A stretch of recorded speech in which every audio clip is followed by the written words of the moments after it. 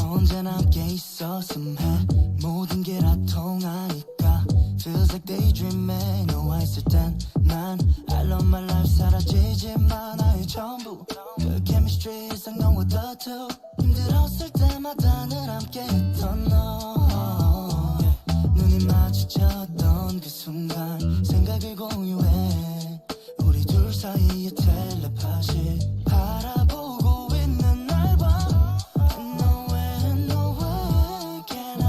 Someone like you 한눈에 알아본 넌 나의 replica We don't need to see each other To know that we're on the same wavelength Oh yeah, why can't we just meet tomorrow 아직도 난 아직도 날 찾고 있어 매일이 난 네 생각하다 잠들어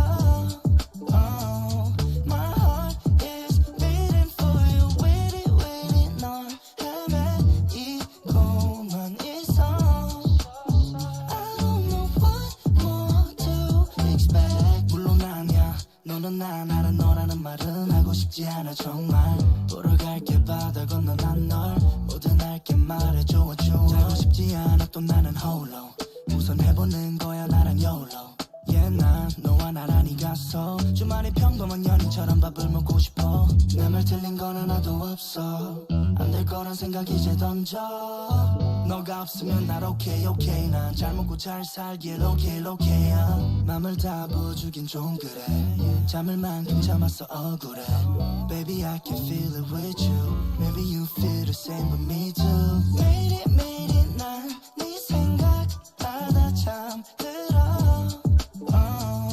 My heart is beating for you waiting 널 헤매이고만 있어 I don't know what more to expect 매일이 난 네 생각하다 잠들어 My heart is beating for you waiting 널 헤매이고만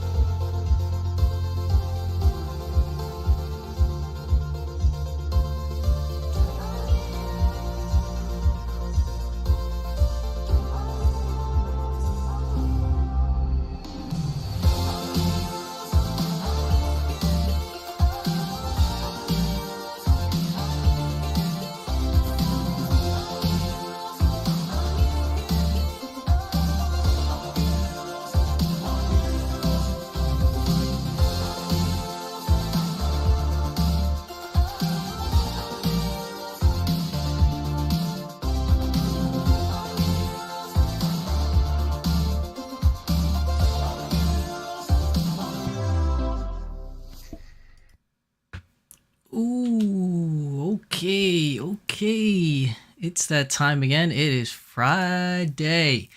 Well, technically it's a little bit different because we're doing another live stream for the Doll Symposium, mostly because it's easier to do than a pre-recorded, and I'm getting kind of lazy, to be honest, because I'm tired from work. But yeah, we're doing another live stream this week.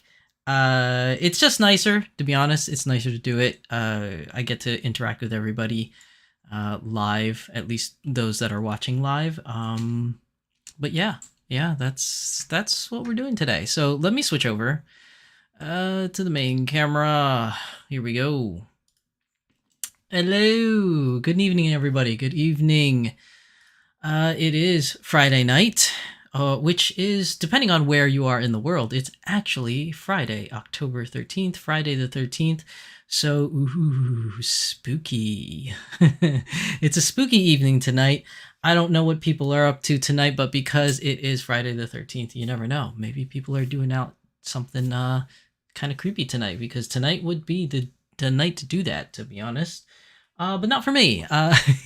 I'm too tired from work and I'm home and I want to do some news today. There is quite a lot of things to go over tonight, especially for Volks. There's a lot of stuff to cover. But first of all, let's see who's here live tonight. Not many people, because it is an awkward time on a Friday night, and usually I do not do this live. So I do understand why not many people are here, but I do see Yoshi Plays. Welcome to the stream, Yoshi Plays. Such a awesome viewer, always on. I really appreciate the support, Yoshi Plays. But again, I didn't really advertise that I was going to be live tonight anyway, so we'll see how that happens. Everybody else will watch this on the VODs later. But today we have the lovely Chitose here with me as my little mascot friend to do the news. Let's see. So before we start the actual news for tonight, I do have an announcement to make. The announcement that I make pretty much every year now, well, at least for a little bit every year now, and that is, oh, Linda, welcome to the stream, Linda. Welcome. Let me see. Are you joining us, Linda, from Japan? I know you were going on a trip to Japan. I just don't know if you're in Japan right now, because it's probably morning for you over there. But yes, welcome to stream. We are going to do some announcements. So let me switch over to the other screen. Blah, blah. It is that time of the year, people. It is time for Anime NYC. Anime NYC is going to take place November 17th through the 19th. I will be there for Anime NYC if anybody wants to meet up and just hang out, talk doll stuff, and maybe we can walk around together or whatnot. But I will be there. The most important thing about Anime NYC that I do want to talk about is that on Saturday, which is going to be the 18th of November, that Saturday we are going to have another doll meetup. Yes, that's right. I'm going to organize another doll meetup. Last year we had a very decent turnout. No trip, it's next week. Okay, Linda, it's next week. Good luck on your trip, safe travels. I hope you find a lot of cool doll stuff while you're there too. Yeah, so Anime NYC on Saturday, November 18th, we are going to have a doll meetup. I'm going to try at least to host another doll meetup. If you guys want to see, this was last year's meetup. Okay, so can I make this bigger? I think I can. Why can't I make it bigger? I know there's a way to do it, guys. Hold on. I do want to make the picture a little bit bigger. Aha! There we go. Okay, so here's the picture. This was our meetup last year. Oops. That's the wrong button, my man. Okay, there we go. So this is last year's meetup. And if you can't tell from the picture here, we had a pretty good turnout. There are several amounts of dolls on this table. I'm hoping, if we're lucky and Batman Jackson is able to help me out this year, maybe we can get this same table this year, it's in a great spot. It's at the very front of the convention in this little like eating area. But the best part about it is that anyone going up or down the escalators, anyone walking around on the outside, you can see here on the levels, will definitely see the wonderful display of dolls. And we had quite a number of people show up, bring their dolls, and we had quite a number of people show up that were very interested in the dolls. So they came around asking questions, wanting to look at them, etc., etc. It was a pretty good turnout, and I'm hoping that this week we will have another good turnout. There's my face. I don't know what happened to me before, but I'm hoping we'll have a really good turnout this year. I will also be hosting a scavenger hunt. So I do it almost every year. I say almost every year. Some years I just wasn't prepared to do it. But this year we're going to do a scavenger hunt. There are going to be 3 prizes plus a bonus prize. So if you were at Otakon this year, the format is going to be pretty much the same as Otakon that just passed. So basically there's going to be 3 prizes: first place, second place, and third, and then there's going to be a bonus prize. Now the bonus prize anyone can get, it's just there's only one bonus prize. But if the first place winner just so happens to fulfill the core requirements of the bonus prize, they will get both. Or the second place or the third place will get both, depending on who does it first, kind of thing. But we will have a scavenger hunt. It's nothing big. It's just stuff that I am giving out to people out of my own pocket, like just because I just think it'll be a fun thing and an engaging thing to do. And, you know, it's just something like a little thank you from me to you for coming to attend the doll meetup. So, what's it called? The first place winner is going to get something really cool. It's going to be a doll related item.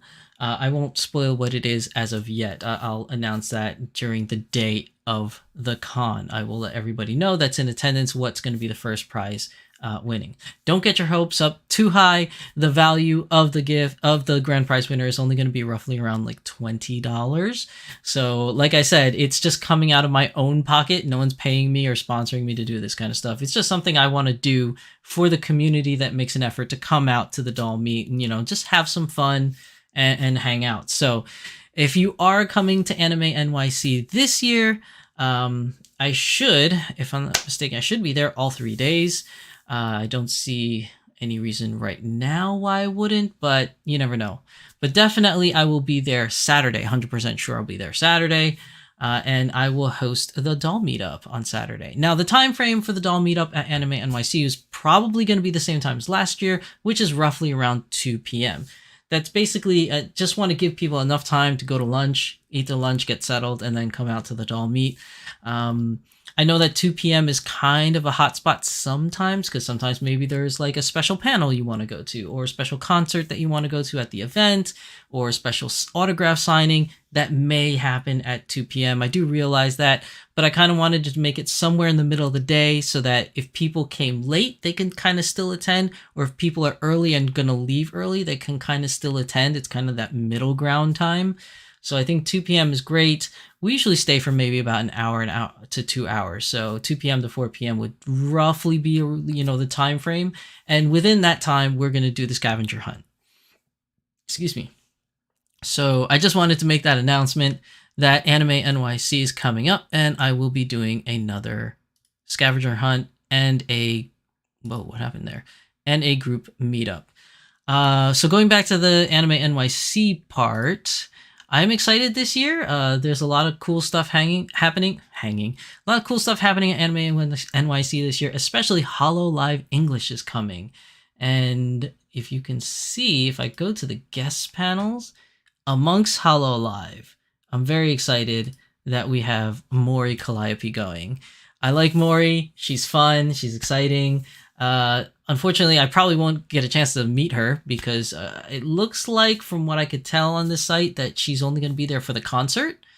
There might be a Holo Live booth where you get to individually meet. I might try to make it out to that, but Mori will be there, so very excited for that.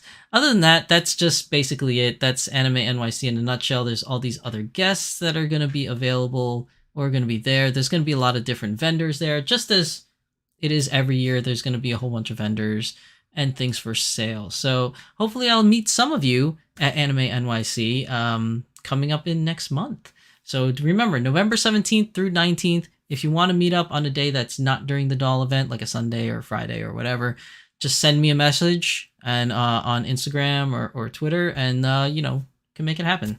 But yeah, that's my only announcement that's my only announcement for this week. I will probably announce it every single week, just so that people are aware that this is happening. I also will try and post it in what's it called? In as many doll forums as I can. So hopefully we'll see you guys there.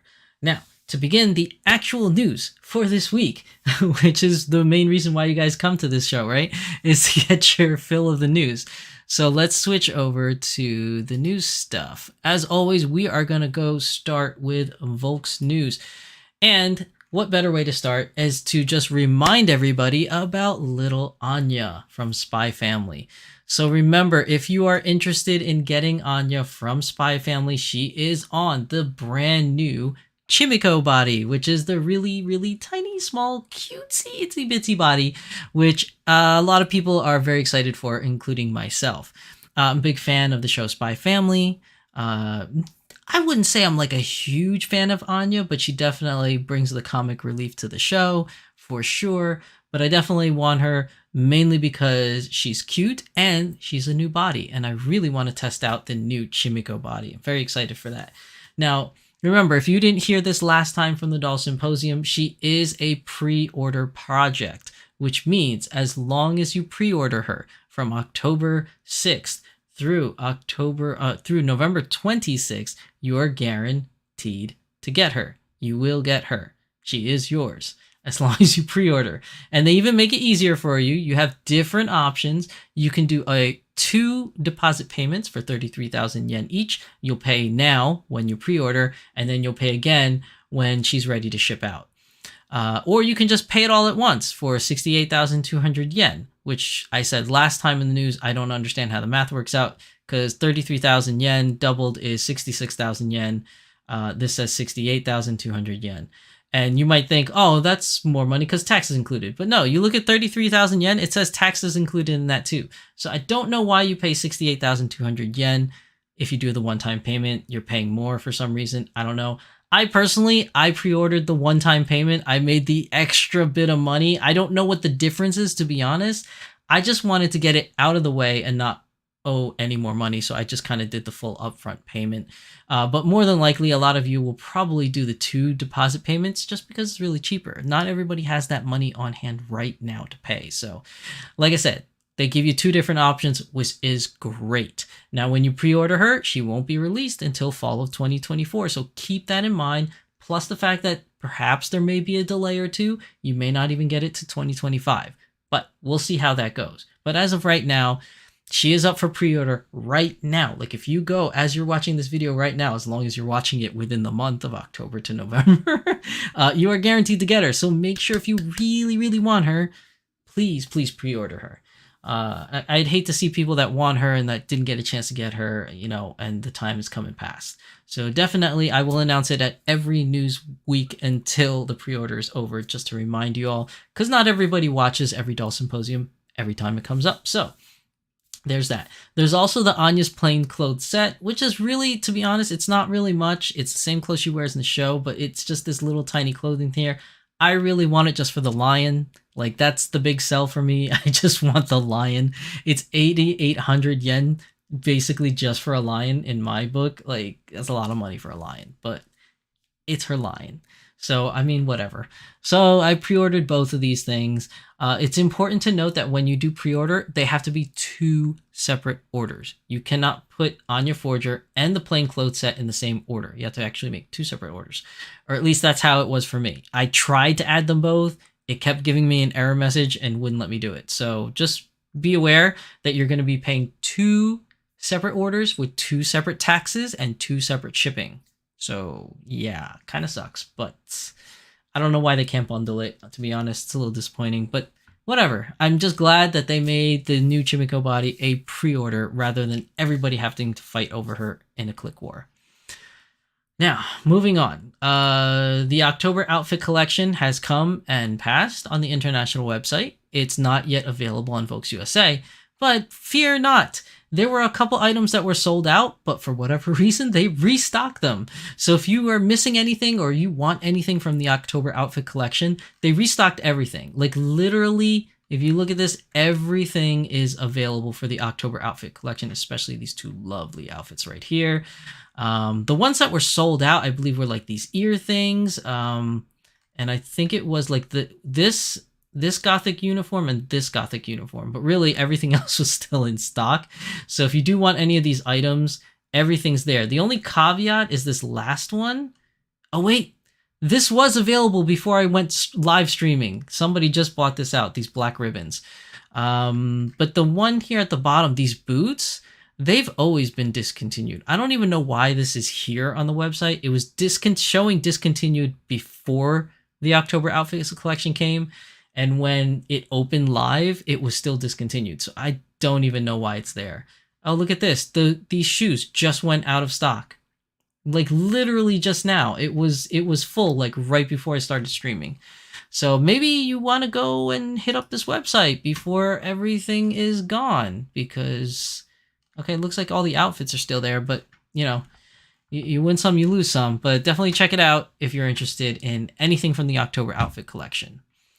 Now, moving on to something which is the next item, which doesn't affect everybody, but I think this is a good thing to know. So, the Dolphy Dream Choice System. If you are unfamiliar, if you do go to Japan and you want to build your own custom doll in Japan, it would be the Dream Choice System. You can only do it in Volks Akihabara store and the Volks Osaka store. I don't know if they opened it up in the Hokkaido store yet. I honestly don't know. I think it's only Akihabara and Osaka, but I could be wrong.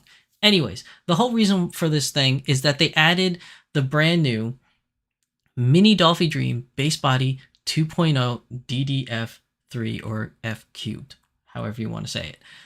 It is now available as the new MDD body of choice when you do your Dream Choice, girls. So that's good news. You don't get stuck with the old body. You actually get the brand new body when you go and create your own doll. Now, obviously, oh wait, actually it says it right here on the page. Duh. Stores where you can order Doll Point Akihabara, Doll Point Osaka. So it's not available as of yet for the Hokkaido stores. But this is the new body.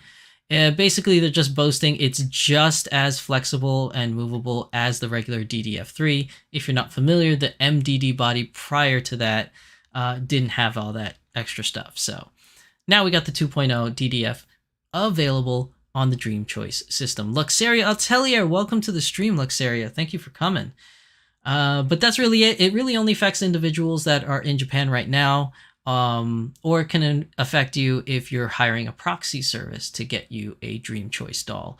Do note that the new Mini Dolphy Dream body is available now. So that's something to keep as of note. Now, the next thing coming up, there's this thing here. So there is the Dolphy online store 4th anniversary. Now, this is going to start from October 28th to November 5th. Here's the cool thing about this one. The way you participate is you have to be a member. Okay, so it doesn't matter if you're a global member or if you're an in Japan member for the VS membership or VIP membership. But basically, you need to spend 10,000 yen or more in the store, which is about $100, right? Yeah, that's about $100, I think. I had to think about that for a minute. It's about $100. Now, that $100 cannot include tax. So, like, if you buy something for like $90, but with tax and shipping, it goes over $100, that actually won't count. The subtotal has to be $100, and then you qualify. Now, what we really get is like basically what you see here. It's a bunch of random like accessories and or eyes or whatever have you. Plus, they're throwing an extra amount of Volks News magazines, like older ones that are out of print or hard to get ones. So I don't know how much this is actually interesting for some people. Personally, I'm going to pass because I'm not like a huge gacha person. Every now and then, I'll kind of take my chances on a gacha. But for something like this, if it's just hairpins and like some small jewelry and eyes, plus really old Volks News magazines, I personally am not interested in it, but if you are interested in that kind of stuff, $100 will get you a free anniversary gift. This is their little thank you gift for their 4th anniversary for the online store. There's also a Memorial SD one-off. There's a lottery system for that. And there's also the best selection lottery purchase here for these super Dolphies that you can see on the screen. There's also this like random lucky dip sale. So this is basically another gotcha thing. You purchase this within the time frame. It could be a random assortment of wigs or little accessories and what have you. I would want them to sell miniatures of the Volks News. That would be really cool if they did. Like little accessories that you could have, that would be really cool. Although I think there is somebody on Etsy that does sell those things. So, you know, if you can find them, actually don't know their name, but you can find them if they want. But yeah, I think that's everything for this little anniversary thing that they got going on. Now, the next thing is Doll Party 50 has been announced, people. So we already knew this is coming. Happens every single year. This is Doll Party 50. It's going to be taking place on December, as it does every year, although the dates usually change within December, but it's always in December. This is their last hurrah for the year. It's always one of their bigger celebrations that's happening for the Doll Party. So right now it's available. You could do the reservation period and get your pre-order tickets, as you can see here. There's the GL member only, and there is the add to cart for, I guess, the regular admissions here. Now, I don't know why, but for some reason GL members are 0 yen. Doesn't sound right, but okay. I'm not going to complain if it's 0 yen because I'm a GL member, so I'll take it. But the regular admission ticket with the guidebook is 2,970 yen. Roughly, you're looking around like 20 bucks, 25 bucks, something like that.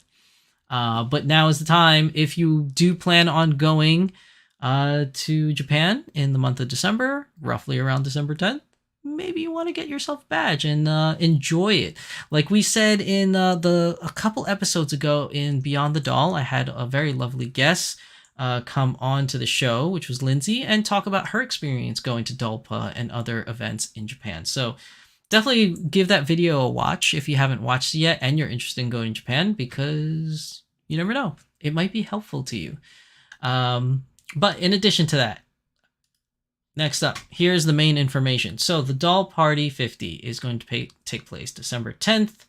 As always, this is like a one-day thing. It's always a one-day event. It's going to be at Tokyo Big Sight.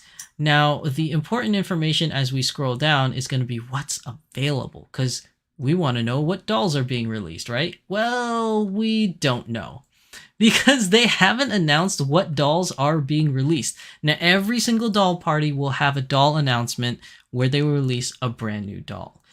They haven't announced anything yet. One, it could be that it's too early. Maybe they're going to wait till November to make an announcement on what doll. Or it just could simply be two, which is this. They are going to celebrate the Dolphy Memorial 25th year during this doll, what's it called? This Dolpa. I don't know why I couldn't think of the name. So during this Dolpa, they're going to celebrate the Dolphy Memorial 25th. Now, the interesting thing about the 25th is that if I click on this, it brings you to their main page. And we go down, down, down, down, down, down to right here. Dolphy Best Selection. Now, if you don't remember this, this was a thing that we talked about a while ago. For the Dolphy Best Selection, they had a couple things, which was the Dolphy Dream category. Did you guys vote?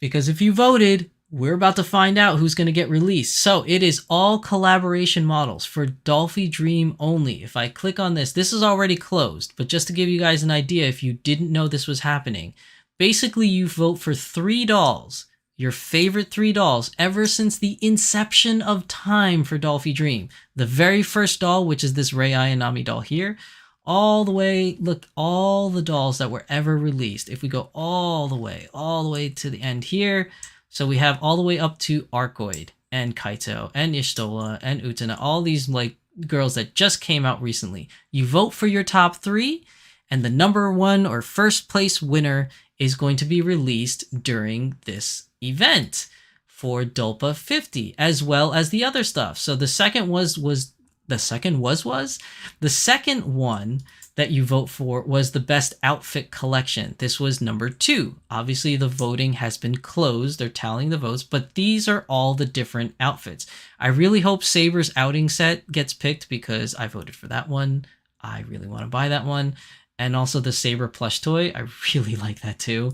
But there's a bunch of outfits here, really cool stuff that you could have voted for. And one of these lucky outfits is actually going to get picked. Yes, that is a dolphin suit. A penguin suit, sorry.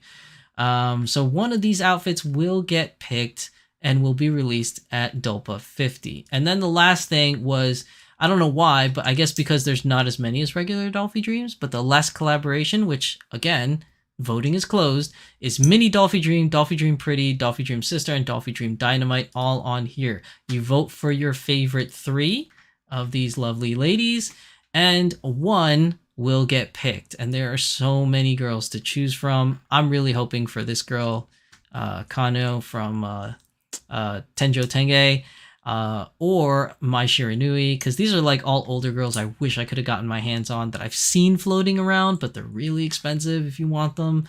But also there's a bunch of other girls that are here. If you missed out on Sailor Scouts, you missed out on ReZero, there's a lot of characters here that you could have voted for as a re-release.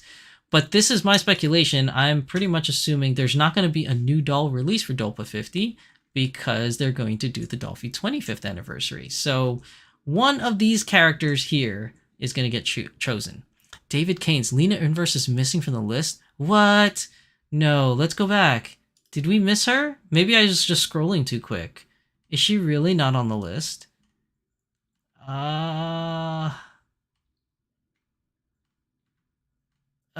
Nope, she's on. She's on here. Yeah, she's definitely on here.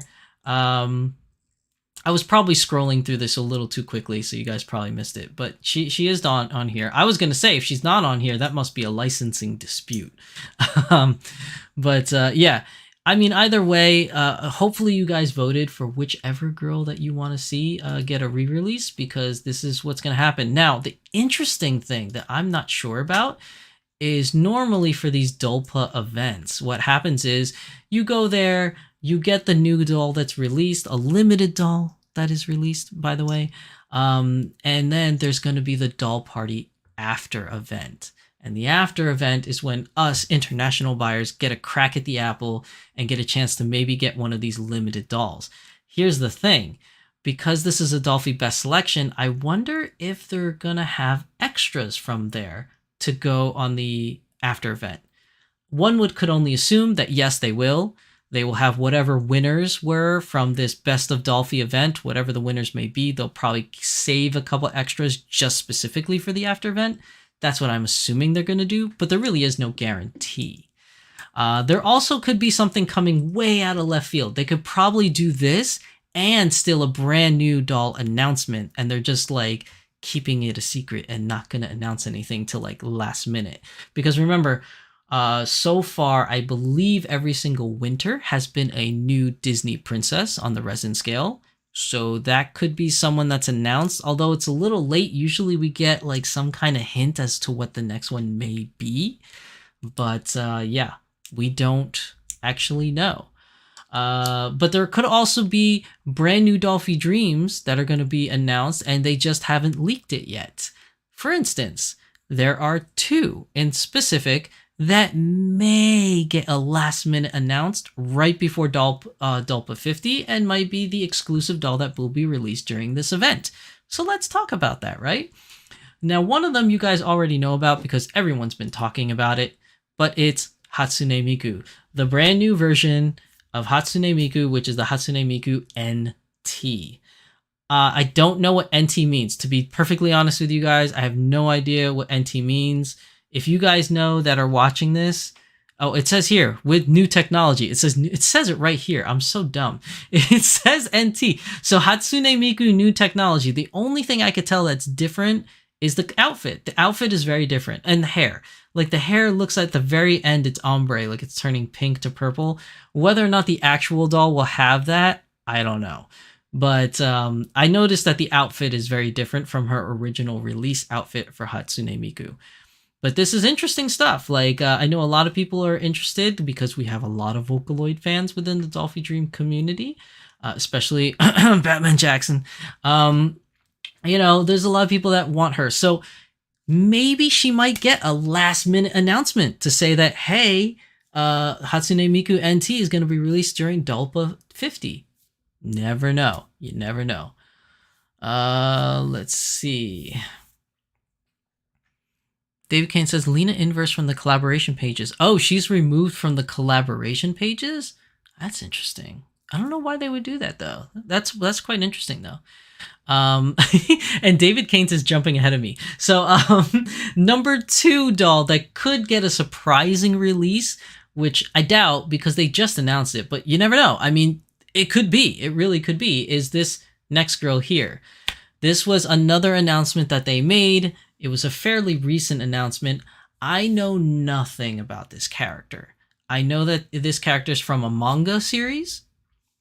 And I know the manga series has an anime adaptation, which is being released actually right now. If I'm not mistaken, it's called Frieren. I don't know if I'm pronouncing it right, like Frieren or Freeren, but it's Frieren Beyond Journey's End. Now, this is a manga that was adapted into an anime. The anime is actually airing right now. I believe the first episode aired September 29th of this year. And the English dub just came out today, which is October 13th. It literally came out today.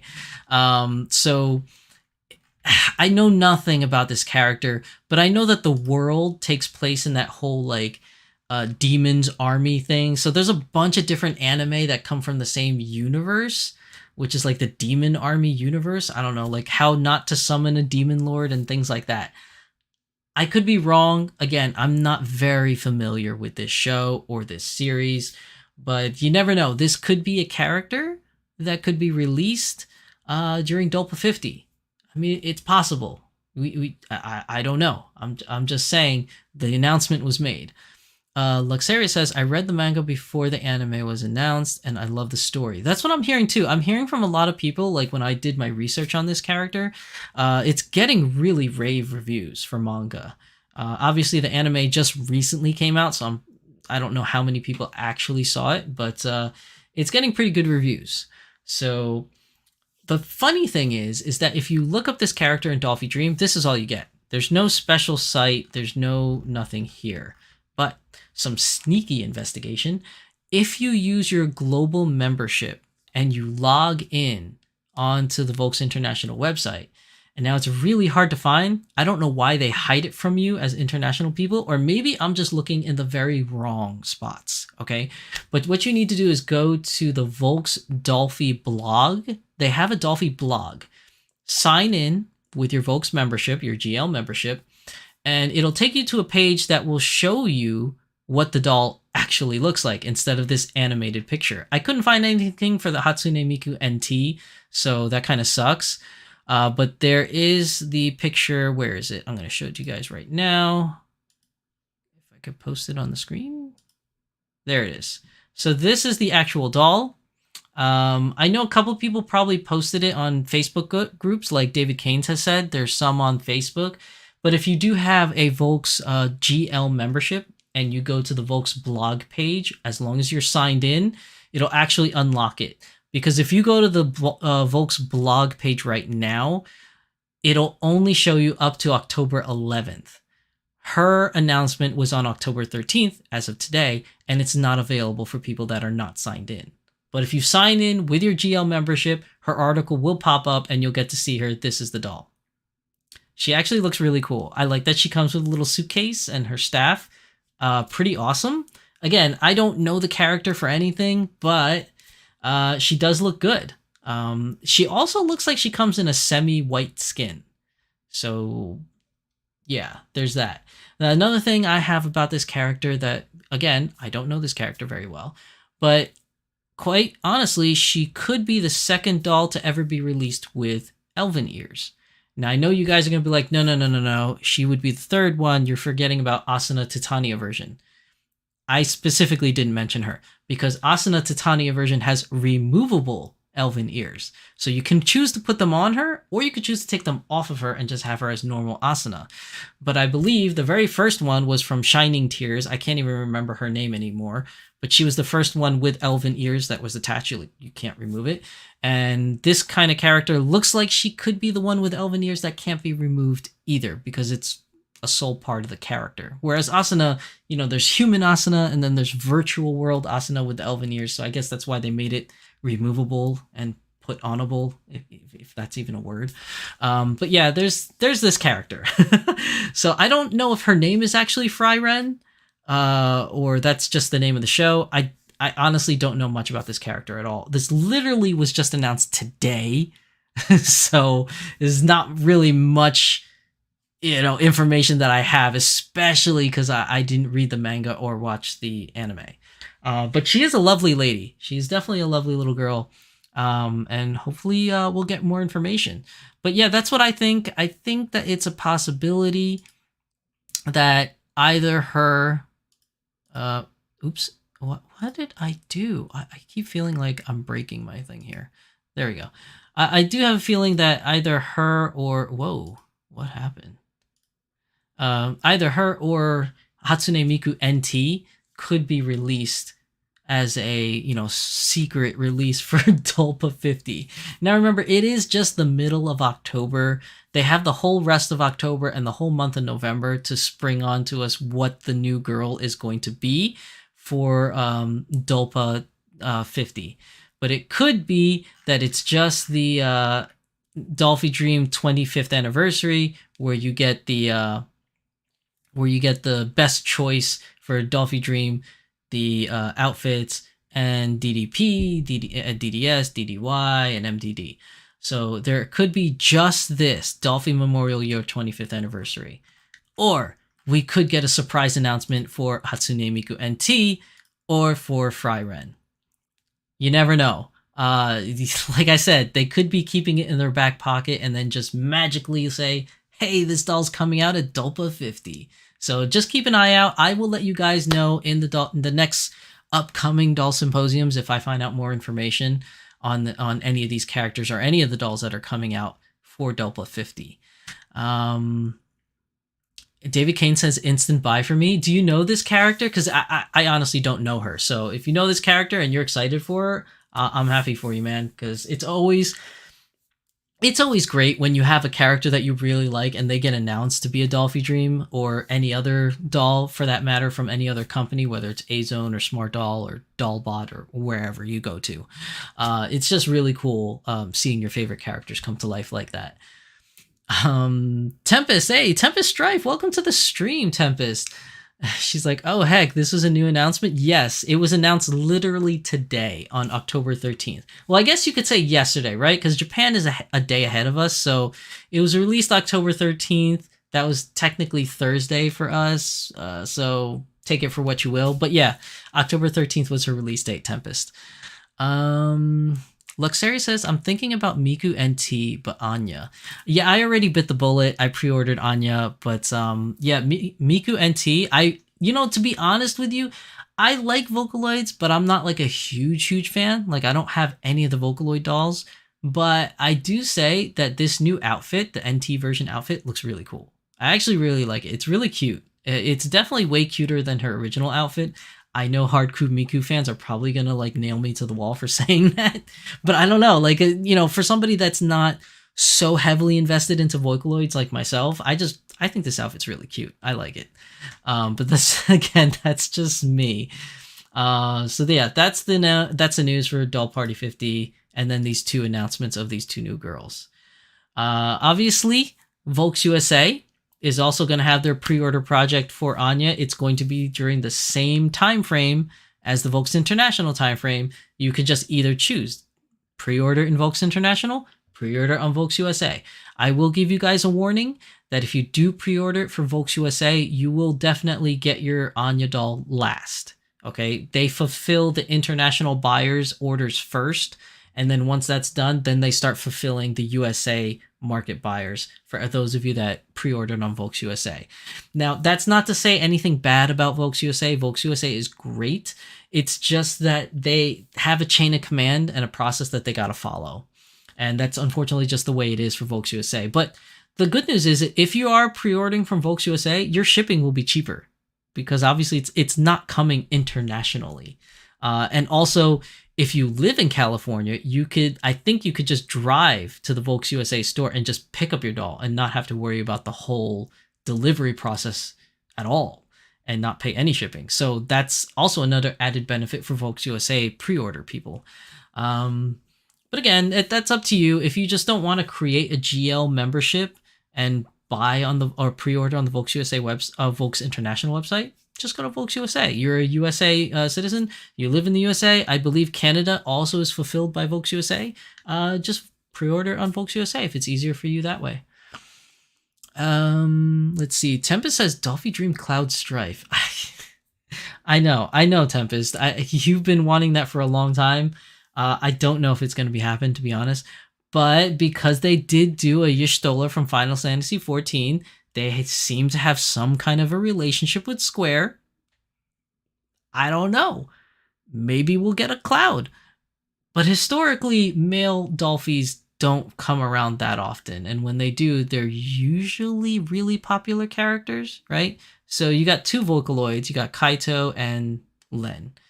And then you have Kirito, which is arguably a very popular character. I know for me it is, but I know a lot of people also hate Kiritos. So take it for what you will. And then you have 2B, 2B, you have 9S. You have 9S from Nier Automata, which at the time, Nier Automata was hugely popular in the video game scene. So, that was something. So you never know if what's it called? The Final Fantasy VII Remake, the second part, comes out, maybe a Cloud. I don't know. Maybe a Tifa. To be honest with you, I know you love Cloud, Tempest, but if it's between Cloud and Tifa, I think Volks would probably do Tifa, to be honest. And I know that's kind of cringy to say, but I just feel like that's some kind of decision they would make if they had to choose between the two. But I'm hoping they do Cloud for you, to be honest, because I know you've been wanting a Cloud for a long time. David Kane says, yes, loving the anime. Oh, okay, cool, David. I got it. I'll try it out just to see what it's about. But yeah, it's something that just came out recently. Tempest Strike said, destroy my wallet. I welcome my doom. Luxaria says, I have a question right now with the low yen currency. Isn't it cheaper international? That's quite possible. That is quite possible. I think it's 150 yen, right, to the dollar right now or something like that. I don't know. It's always changing. But right now, I know that the yen is really weak. It dropped further than it was a couple months ago. So it's quite possible. But you have to remember one thing is that I think when you pre-order it right now, you pay the price it is now and you pay the tax. But I don't think you pay the shipping right now. But I could be wrong. I don't remember. To be quite honest with you, I don't remember. When I pre-ordered mine, I just said click, click, click. I didn't even look at the price. I should. It's such bad buyer remorse or whatever you want to call it. I didn't even look at the price, to be honest. I just kept clicking away until it was mine. But yeah, you're quite right. If that is the case, it's probably cheaper for you if you buy it internationally just because of the strength of the yen is dropping down. So that is a good point, Luxaria. Thank you for pointing that out. That is a very good point. Luxaria also says male characters become a bit younger looking, so not sure if it would buy a male Dolphy. My male are all resin. Yeah, the males, they tend to look a little bit younger. You are correct on that. Unless they do some kind of thing like with 9S where they kind of made it more of a semi-real kind of look, where they kind of look a little bit older. And I'm sinking again, aren't I? Yeah, I'm sinking. Where they kind of look a little bit older, but you never know. It just depends, I guess, on the sculptor too. Maybe the sculptor does something weird with the shading or something to make them look a little bit more squarish, but I don't know. I'm not really a creator. I know nothing about how to make face-ups or or 3D print model faces. So take it for what you will. It's quite a possibility, though. Luxario says, I want Aerith. You know what's funny? As when I played Final Fantasy VII the first time, Aerith was my babe. But as I got older, Tifa was my babe. So I don't know if that's just the pervy dude in me that's just kind of like, yeah, Tifa. But I know that sounds terrible. No, but it's just like, I don't know. As I got older, like I just had a different feeling for Aerith than I did Tifa. I don't know. But again, you could just call it male chauvinism or something. I don't know. Tifa just looks awesome to me now. She wasn't very appealing to me when I was a kid, but she is now. uh, I'm just digging myself a bigger hole as I go. I'm just gonna stop right now and stop digging this hole. Okay, let's move on. Yeah, Tempest Strife says, "Fudge, you are right. Fudge, no. Give Sephiroth and Cloud. The fans will come." There are fans of Sephiroth and Cloud. Dare I say, there's more fans of Sephiroth than Cloud. But like, either or. I mean, nobody would. I don't think anybody would say it's a bad decision. Like if they released Cloud or Sephiroth and not any of the girls, I don't think that would be a bad decision either, because that'll also bring in new fans into the doll hobby that just want to collect Sephiroth and Cloud. So you never know. Luxeria says, nah, I mean, I love Aerith. And Zack's story. I never played that one. If you're talking about Crisis Core, I never played that one. So, but if you're talking about the original Final Fantasy VII, where you kind of have that small backstory between Aerith and like Zack or whatever, then maybe. But I'm not entirely sure. It's been years since I played the original Final Fantasy VII. I'm talking years, like more than 20 years. God, that's scary to say. But yes, that's pretty much everything for Volks International and Volks USA news this week. Like, that took up a large segment of today's news because there was just a lot to talk about. And we're going to totally zoom past the next one, which is Azone. There has been nothing new announced within the last 2 weeks from Azone International, which is kind of scary because usually Azone International releases news all the time. But this time, nothing. Which means, and the reason why I say it's scary, it means something big is coming down the pipe. Usually when Azone takes like a lull of not announcing anything, it's because they're working on something and something's about to be announced. So we'll see. And they always do them in batches. So it's usually like one batch of Pure Nemos and one batch of Iris Collect at the same time. So we're due for something. Maybe by the time we do the next news for the Doll Symposium, Azone will probably have something. But as of this last 2 weeks, it's been fairly quiet from Azone. Not really much to talk about this time around.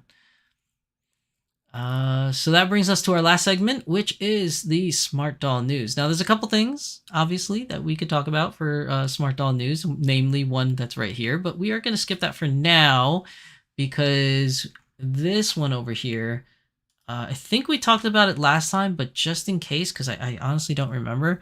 But this is the Mid-Autumn Festival for Moon. Oh yeah, we did talk about this, because I remember saying that Moon is lovely, and she is. I do like this. She looks very much so like a Chitose Multiverse, just with teal eyes or aqua eyes and the little ponytail things. She looks great. I like her a lot. We did talk about this last week. So then that brings us to October, right? So... look, Siri says Crisis Core was my first game of the series. Wow, really? Okay, all right. I've never played Crisis Core, but I've heard good things about it. Tempest says more fans of Sephiroth than Cloud. Stop with your painful truth bombs. I'm so sorry. I'm sorry, Tempest. I'm just analyzing, like right off the cuff. I'm just analyzing. I'm just going through it. Luxeria says the Azone has a winter specials yearly. Yeah, that's pretty much what we're probably waiting for, is those winter specials. So we'll see. We'll see what comes out. David says I have both Iris Collect Petite Urara and Fluffy Strawberry Bunnies coming this month. Oh, nice. I like the fluffy bunnies. They were very cute. Did you get the dark gray hair one? I forgot. Was it the dark gray hair one and the brunette, right? I was reviewing them last time and I was like, what was it? I think it was... Is it still... It's got to be still on here somewhere. Where was the bunnies? Where were the bunny girls? Did I miss them? No. I know it's on here somewhere. Oh gosh, now I can't find them.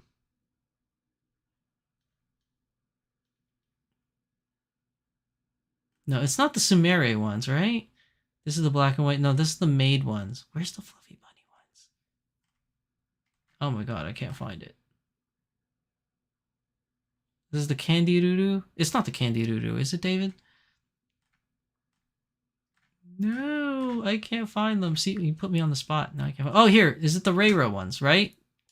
It's this one. No, these are wolves. Sorry. My mistake. That's not it.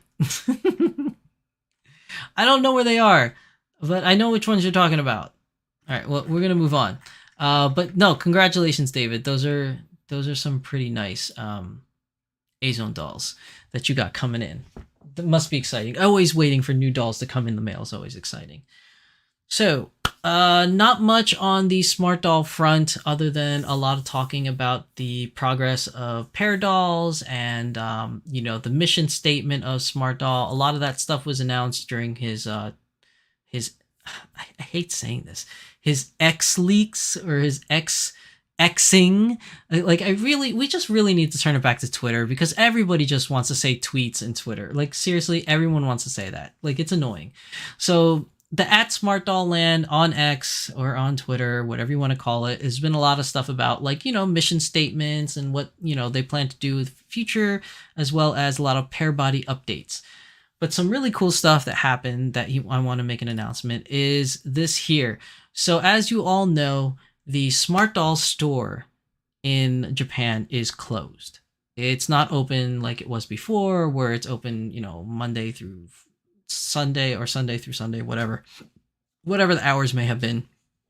I quite honestly don't remember what the hours are anymore, but you know, they were open at some point, and then during COVID they actually closed, and then they turned the store area into like basically a factory, I guess you could say, or packing and shipping area. But worry not, if you are going to Japan, all you need to do is email Danny and his staff. I think he said 2 to 3 weeks before you arrive on what day you would want to come and visit the store, and he will gladly let you in and give you a tour of the store. So if you are planning on taking a trip to Japan, that's something that you can do. And he has like lovely pictures here of a bunch of people that have come by to the store during their visits to Japan, you know, just to check everything out and, you know, say hi to Danny and meet the team and meet the, you know, the lovely dolls that are on the wall, etc., etc. So it's just really cool that even though the store is closed, Danny still opens his doors to the doll family. So anybody that wants to go and visit the store, just make sure you send an email to Danny Chu and his team on 2 to 3 weeks before you arrive in Japan on what day you'll be available, what time, whatever, and they'll try and work something out with you guys so that you can visit. But a lot of lovely faces here. A lot of people have already been to Japan now that the borders are open and have come to visit the store. It's really cool to see that he's still making that available for people that are coming by. So there's that. And then let's talk about the elephant in the room. C2 people. Okay, so C2 finally the time has come. During the announcement of C2 in 2017, I think it was, or 2018, when we announced Lelouch, and then he teased that C2 was coming out, and we've been waiting years, people, years for C2. Now C2 is finally released. There were 2 separate releases for C2. Okay, so there was the release for C2 for regular members or regular shoppers of Smart Doll. So that one was surprising. So if you wanted to get your hands on C2 and you are a regular customer, like you've ordered quite a number of times, I don't know really what counts as a regular customer. Maybe you only ordered once, maybe you order a number of times, but I do know it was only available to regular customers. How it works, how the logistics works, I don't know. But during that time frame, I think it was only open for like maybe half an hour or something like that for the regular customers. I kept checking repeatedly, and she was constantly available. For that full half an hour, you could add her to cart. So that was actually really cool. So if you are a regular purchaser of Smart Doll, you've been following, you know, the progress of C2 throughout all these years, I'm hoping I'm praying that you were able to get your hands on a C2, because she was quite available for those first 30 minutes. You could still add her to cart. Again, I don't know the logistics of how it works because I don't work for Danny Chu. Like, I wasn't there in the store working the computers. Like, I don't know what the criteria was to count as a regular customer. But I do know that he said that first time customers, which means you've never ordered from the store before, you cannot get C2 during that first batch. Linda says it was 15 minutes. Really? It was 15 minutes? I felt like it was half an hour. Maybe I was just freaking out because I was just going through the motions of, ordering online and stuff like that. But I remember checking, and as long as I kept checking, she was still available. Now, the panic attack part that happened was the second batch. So the second batch, after the first 15 minutes or half an hour as it was that she was available for regular customers, the second batch for new customers went by really quick. Like, I don't know how many copies were available for new time shoppers, but I think it was like less than 5 minutes it was up. Or maybe even less than 3 minutes. It was up for regular customers or first time customers, and it was gone super fast. It was pretty damn fast. I didn't have a stopwatch. I wasn't keeping perfect time rates of this, but it was pretty quick. It could rival maybe Mika Jogasaki level or Shiki Ichinose level of selling out fast. Luxeria says, I think as long as you bought at least one doll before it's considered. Maybe. I honestly don't know what the criteria is, but maybe it was. Or at least that's what I remember in the post anyways. Yeah, it's possible. Maybe. I don't know. I don't think it says it in this specific post. No, it doesn't. It doesn't say it here. He does say that we finally launched C2. The not exciting part is she sold out before I even had the opportunity to announce her availability outside of Twitter, which means pretty much everybody that wanted her was already following at SmartDollLand on Twitter or X, as you want to call it, which is what you're supposed to do. At least for the Smart Doll company and the way that they do things, you really, really need to get yourself Twitter or X, sign up and make an account, and follow at SmartDollLand. That is really your best way of finding out when dolls are getting released, aside from watching my channel or watching other YouTubers' channels as well, as there are many other YouTubers that do the news also. I am not the only one anymore, which is fine by me. The bigger the community grows and the more content creators are out there, it only helps the community. So, watch away, people, watch away. But I am very happy that she came out. I didn't get a chance to talk to Danny Chu about what I'm allowed to say about C2, so I'll have to save that for another time. But if you do go to this post and you look down here, it says a heartfelt thanks to Shizusan, Puppy52, and Kuma Kuma for their invaluable contributions during CC's development journey. So, all I can say is that according to this post, I had a hand in helping create C2, which was a awesome process. It was a very unique opportunity. I'm so grateful I had an opportunity to participate in the process of making C2. Now, I can't tell you guys what my contributions were and what I saw or what I did or whatever that may be, because I honestly don't know what I'm allowed to say. All I can say is that I was a contributor, as Danny Chu has pointed out in this tweet, which was really, really cool. It was a great opportunity. And once I get a chance to talk to Danny and just find out what is okay for me to talk about, because a lot of this stuff was hush-hush, so I couldn't, for number of years, I couldn't say anything to you guys, which is really hard to do. But it was also a lot of fun being a part of the process. But when I get a chance to talk to Danny, I'll ask him, what's okay for me to talk about the process of C2 and what I was able to do with C2. But as of right now, all I can say is I was a contributor. Yes. But I'll figure it out, and maybe maybe at another point in time, I'll actually explain, my hand or my part in it. I honestly don't know the other individuals like Puppy 52 or Kuma Kuma. I don't know what aspects of the doll that they contributed to as well. I can speculate. I kind of have an idea of what they did, but yeah, we were all like contacted individually. It wasn't like a big think tank kind of thing.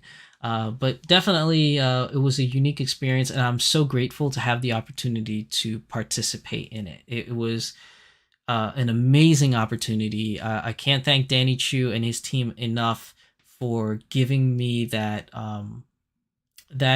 chance to contribute to this doll's creation. And I hope that everyone that is looking at this doll, and everyone that purchased this doll really love her and appreciate her for what she is. It was many years in the making, and I think that she came out wonderful. I think she came out really beautiful. The outfit is amazing. The face up is amazing. I love this. I love the way the green hair came out. It just screams anime. It just came out of the TV screen. Like, it looks great. Some other pictures, you have a far out view, so you can see like the socks and the shoes. Here's a head-on look of her. She just looks so lovely. Oops, a little too fast there. You see the tie. See the double-breasted jacket here. The back here. Oh, that has the little belt loop thing. You can see all the pieces all separately. It's nice to know that the clickety-click stand is in black, which will match the skirt. Very nice. More pictures of her here.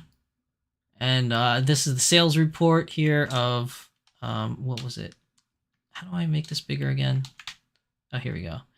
So if you look here, these are the sales. Pretty interesting stuff here. You could see Japan with the blue. The darker purple it is I think the most sales. Again, we have Hawaii out here, pretty good sales. Australia out here, Philippines, Thailand, Vietnam, some really cool stuff. But the United States has blown up. Like, the United States, man, we went crazy for C2.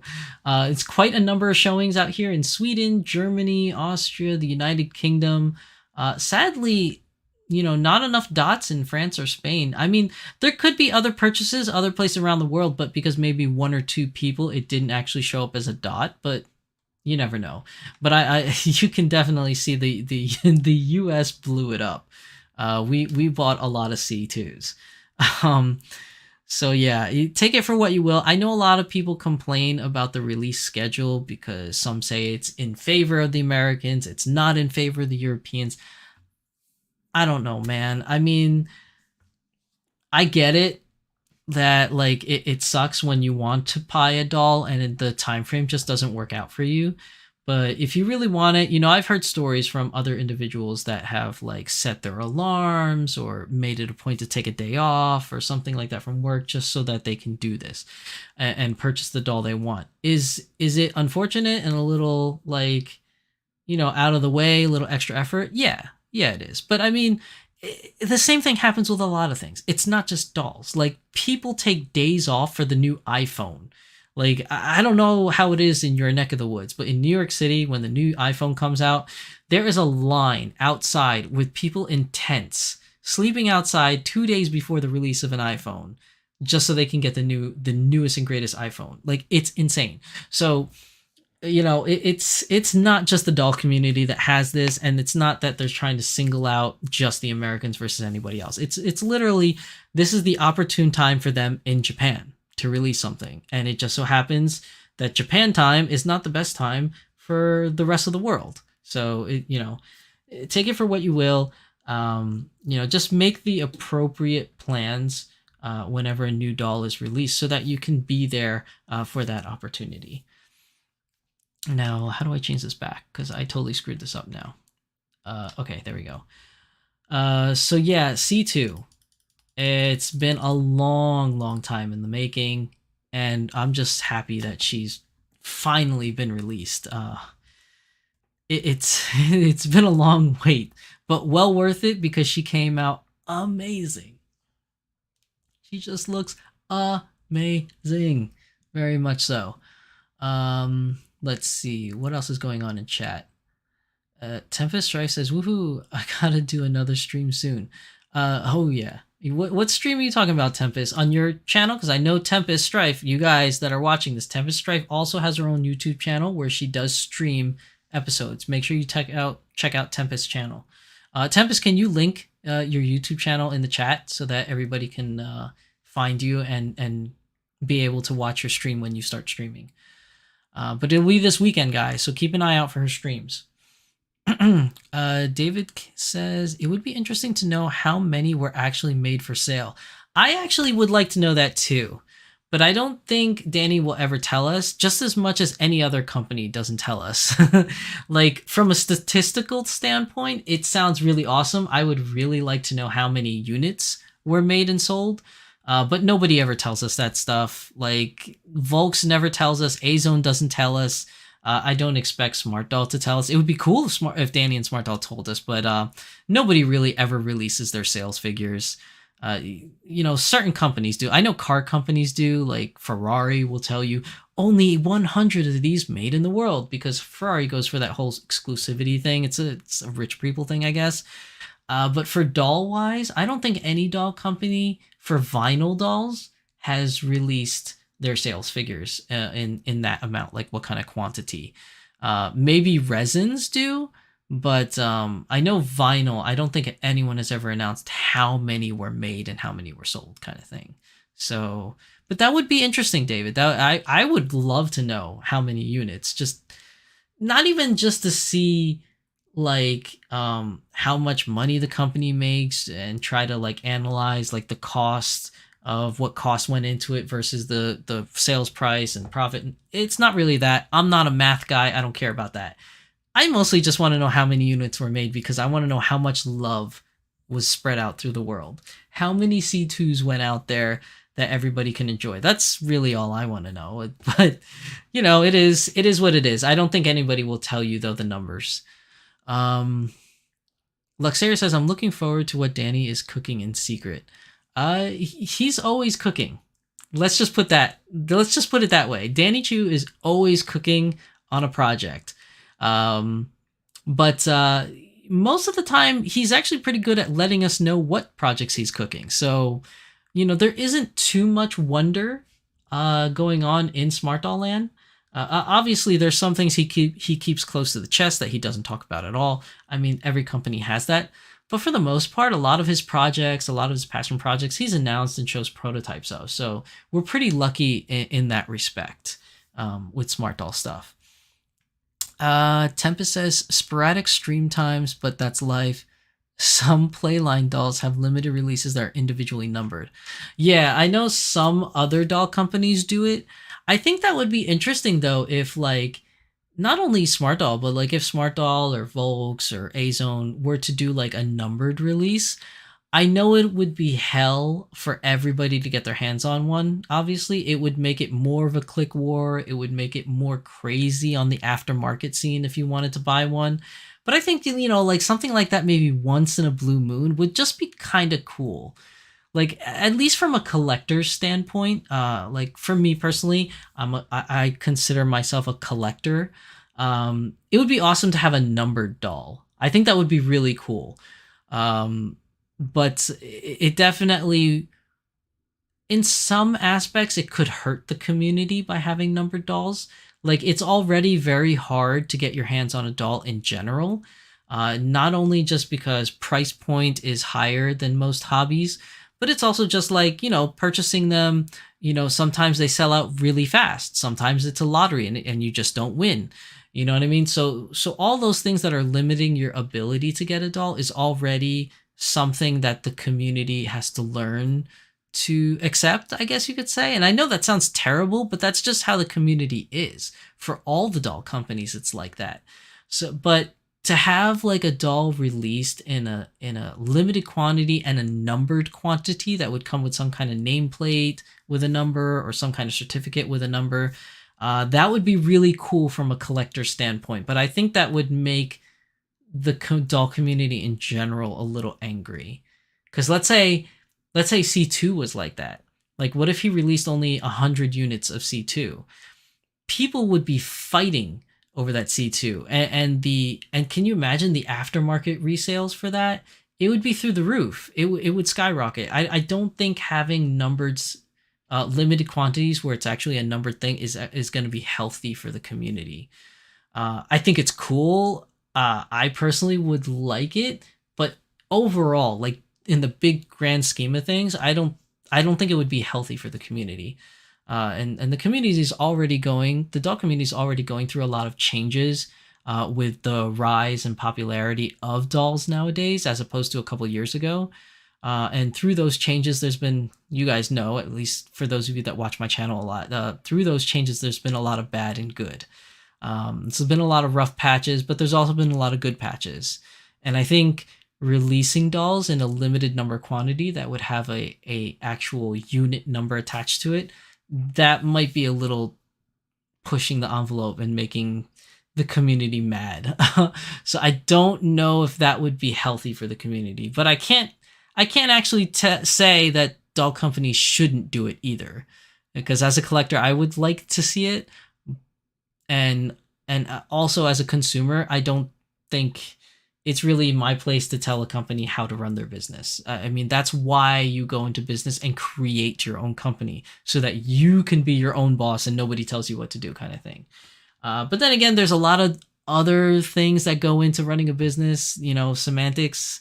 It could just be you're going into business purely to make money, then you have a different mindset. If you're going into business to just share your creativity with the world, that's a different mindset also. So it depends on what your goal is when you create your company. But most people like to create their own companies because they get to be the boss. I know I would. I would love to create my own company just so I can make my own hours and be my own boss. But I'm not a creative. I don't know what I would do. I don't know how to make anything, really. So what would I do as a company? It just boggles my mind. Like, I don't know what I would do.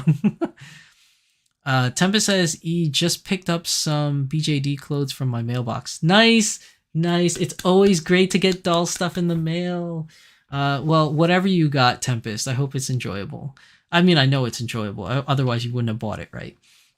Luxaria says, I don't think the unit number attached will matter much. Resin statues do it in their certificates that say 300 out of 500 or like that. It doesn't mean you limit the amount. Well, doesn't it though? Like, if you say you only make 500 units, then it's limited to 500 units, wouldn't it?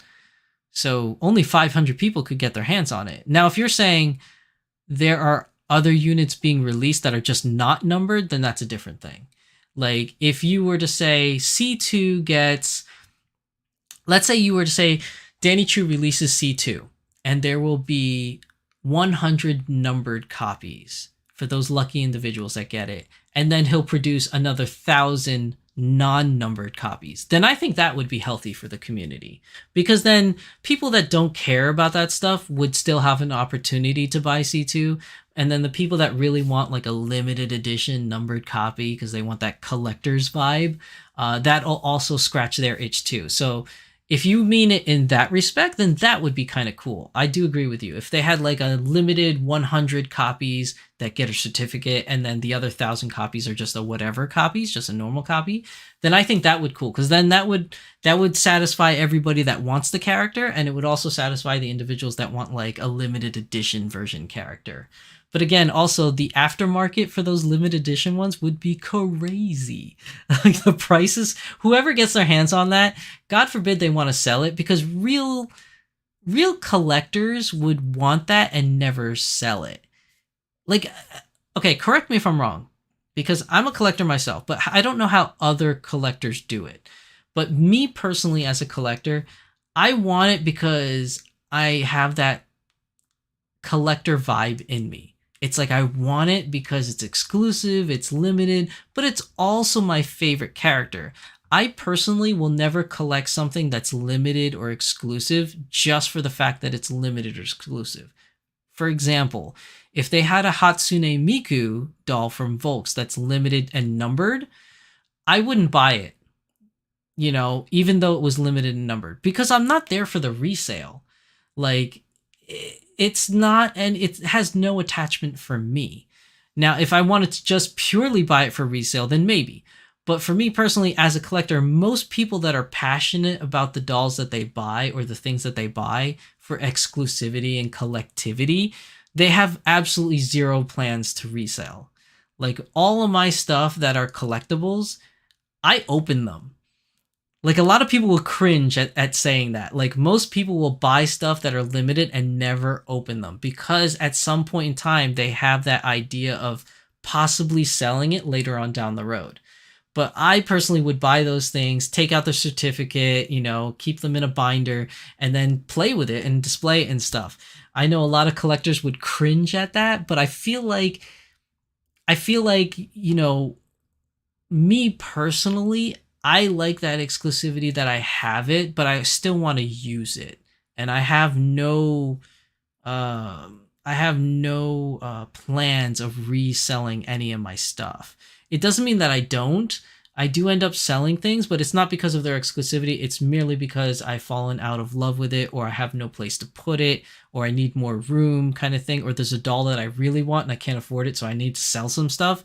But I never buy anything that's exclusive or numbered or anything purely with the intentions to keep it and resell later. Like, that's not me.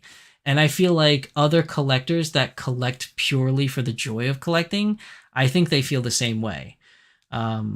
So if you're a real pure collector and you're going for those items that are limited and exclusive, you're doing it for the love of the character and not for the resale. At least that's the way I like to think about it. But again, I'm going to jump off my soapbox because I know that's just my opinion, and there's a lot of people out there in the world that have different stances on this take. But that's just my stance on it.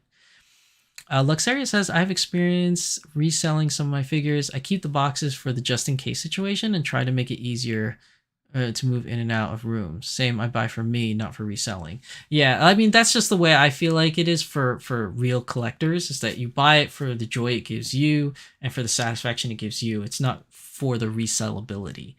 But, there are people out there that just do it purely to resell, and it's an unfortunate thing because diehard collectors like myself may not get a chance to get it because of those resellers, and that's just a sad fact. And you're never, ever going to get rid of that as long as there's exclusive limited stuff that can make money. You just won't, because greed is out there. But yeah, it's just, I think that's a good compromise, Luxaria. If they have like a batch of limiteds and a batch for everybody else, I think that would be pretty cool. That would definitely be a healthy for the community, I think. But if it's a purely limited numbered thing, then I think that might be a little toxic for the community. But that's just my opinion. What do you guys think? Watching the VODs, put it down in the comment section down below. But we spent a lot of time talking about C2 today, and not really most about C2, more about business. So let's move on. She is very lovely. She's so lovely. Oh, she's gorgeous. Now, this other character here, this is Limitless. The main reason why he showed this picture is mainly to show off the baseball cap, but this is a new girl that is in production.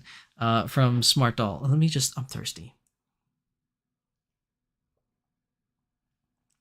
Okay, so this is a new doll that's in production in Smart Doll Land. We have no ETA of when she's going to be coming out, but she definitely is a cutie.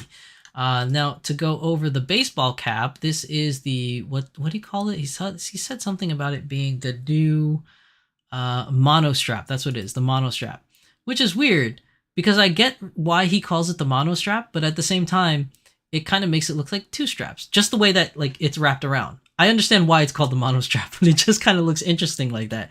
And I think it's really cool how you can use the strap not only to close the cap on the head of the doll, but also to hold the ponytail. Like, that's big brain right there. Like, that is cool. I love that idea. That's just like so, what's the word for it? It's like so practical. Like, it gives something that has one use actual two uses, which is great, all in one package. So this is pretty cool. I definitely like it a lot. But yeah, if you're interested in the doll, we have no ETA on Limitless as of yet, but she is definitely a cutie right there. Next thing, this is just a statement about their mission statement, why they do what they do in their store, in their company. If you want to give it a read, definitely check out the Smart Doll page and give that a read. This one I thought was cool. So digging with the whole Halloween vibe of the month, this is a very nice shout out from Danny Chu to at Neyra on, I believe that's Twitter or X. That's at NEYRINAH. She created this dress. I went on her X page or her Twitter page and I gave her a follow because I didn't know about her until this announcement, and she has amazing stuff. I don't know, excuse me, Neyra, I don't know if you sell your things, because when I went to your page I couldn't find a website. So maybe these are just your passion projects and you made one for Danny and gave it to him. But this is a very lovely dress. The level of detail in this dress, at least from what I could tell in the pictures, is really, really nice. It's a fantastic job. And this is another reason why I love Smart Doll Land and Danny Chu and what they do, is that they give creators a voice. You won't see that from any other companies. Azone doesn't market any other people's stuff on their websites. Dolphy Dream doesn't market other people's stuff on their websites. But to be fair, if you go to the Dolphy Dream store in Japan, they do have a section within their store of stuff with custom-made outfits that are made from regular, well, I don't want to say regular, but made by individuals that make their own clothing. You know, like an Etsy shop or a Mercari thing where they make their own clothing and sell it. There is a store within Volks, like a little section where they sell those kind of things. So they do make an attempt to do that. But I like that Danny Chu gives them a shout out on his social media page and on his website for new creators that are, you know, just making a difference within the doll community. And I think that's just great way of expanding the community and reaching out to the community and show that you care. You care about, you know, what individuals are doing with your product. Like Smart Doll, at the end of the day, is his product from Smart Doll Land and Danny Chu and his team. That is a product that they make and they sell. And it's just amazing to see what creators out there do with that product, and to have them get a shout out like this, to not only get a shout out in his tweets or be on his news or his timeline, but also he has a creator page on his website to give a shout out to a lot of content creators and custom clothiers on his website. And I just think that is a great way to interact with your community and an awesome way to give a voice to those that are, I guess, otherwise voiceless in a way. Like, they're not truly voiceless because they have their own social media pages. They have their own websites where they can display their things. Some of them go to conventions or whatever have you to display and sell their products. But it's just nice when the parent well, not the parent company, but the company that makes the product that you're so passionate about also endorses your product. Like, that's just really cool. And I absolutely love that Danny and Culture Japan does that. It's just amazing. It's a great thing for not only his company, but like again, like I said, it's great for the community, and it drives creativity, which I think is what this is all about, really, is just spreading creativity, and spreading and sharing your passion for whatever it is that you do, whether it's accessories and clothings or jewelry, what have you, photography, you know, a YouTube channel or something like that. Like, everybody has a different way of expressing their love for this product. Like, and I just think that's really cool. And I think that's great for the community. And I can't give Danny Chu enough praise for that. Like, it's just something that for someone like me that's been a part of many different kind of hobbies and different communities, I think this is something that definitely is good for the community. Yeah, I'll just leave it at that. Like, it's just great. Now we can agree to disagree. I know not everybody's going to agree with my assessment on that, and that's fine. That's totally fine, because if everybody agreed with me in the world, then the world would be a pretty boring place. So it's always good to have a difference of opinions. But that's really it for everything in the news right now for Smart Doll News. So before we leave off, let's go over some of the timeline stuff, because he does have some things on the timeline. And I want to go all the way back to the earliest timeline, which is going to be, let's go back to September. Let's see. Oh, this stuff I talked about last stuff. So there wasn't anything new from September. So let's go back to October. So from the beginning of October, let's see. There's a couple things here. We do have this jacket thing. We saw it on the pear-shaped girls, but it looks like, it's getting close to production stages. I think maybe some people got them in chaos drops, but I'm not 100% sure on that. But these are definitely very cute. Hopefully I can get my hands on one at some point in the future because they look awesome. Let me see. There's a couple things here. I don't normally cover everything, but here we go. You could see that they're coming out with the inhalers. So you have to paint them yourself. It looks like it's just a regular printed here. And then this one caught my eye. I like this. So for all you prowess fans, Black Navy prowess with the gold. That's cool. That's really cool. I like that a lot. That's like, who is that? Who's that person online? I think it's Doll JPF, right? That has every single version of prowess imaginable. And I know that Doll JPF is going to try and get their hands on this one. For sure. Because this one is super cute. I can't... And I know a lot of people in the community are just waiting for Black Navy. Like, that's going to be awesome. So coming up, some other pictures here, just flash cutting, electroplating the bodies. Now this one I think is interesting because this is a cyber face, right? For a paint mask. But again, I'm bad at recognizing face sculpts. But is this Monday? Is this a Monday with a cyber thing? I honestly don't know. I honestly don't know. That's why I'm asking you guys. It may just because it's a face mask, so there's not much detail, and I'm just assuming it's Monday. But for some weird thing, I feel it looks like Monday, like Monday with cyber, the cyber look. That would be interesting. Here's another version of it. Like I don't know. It kind of looks like Monday, but again, I could be wrong. Please prove me wrong because I have no idea. I have one inhaler was the thing I asked for with my order. Oh, nice. You got the inhaler thing? Cool. Let's see what else is here. We have the flight suits. Oh, here's the thing. So this one I'm curious about. It says pair body Tokyo. So I'm assuming this is the Tokyo jeans, or at least the beginnings of a Tokyo jeans. Now, obviously, it looks like shorts, right? It kind of looks like board shorts right now, but this is just prototyping, right? They're just kind of trying to see how they can make it and how they're going to make the pattern or whatever. But I thought it was interesting, like, because the first time I saw it, all you see is like this. You can't really read it. But I do like how you could see it here. It says in English, pair body Tokyo. So this looks like they're making Tokyo jeans for the pair body, which is cool. Tempest says, I have... oh, no, I read that already. David says, Azone have events for doll artists where they show and sell their custom Azone dolls. Some of these artists are then commissioned to design Azone dolls. For example, Iris Collect Petite Honono Fluffy Puppy and Iris Collect Petite Urara Fluffy Strawberry Bunny are designed the Japanese doll artist Strawberry Jellyfish. Really? That's cool. That's actually cool. I did not know that. Again, though, thank you, David, for participating and sharing your knowledge of Azone stuff. I know that you definitely have more knowledge about Azone than I do. So I do always appreciate when you contribute and share these interesting factoids with us because that's actually really cool. But yeah, that's great. So if Azone does it, I think it's amazing, and I think it only helps your company and the community by doing things like that.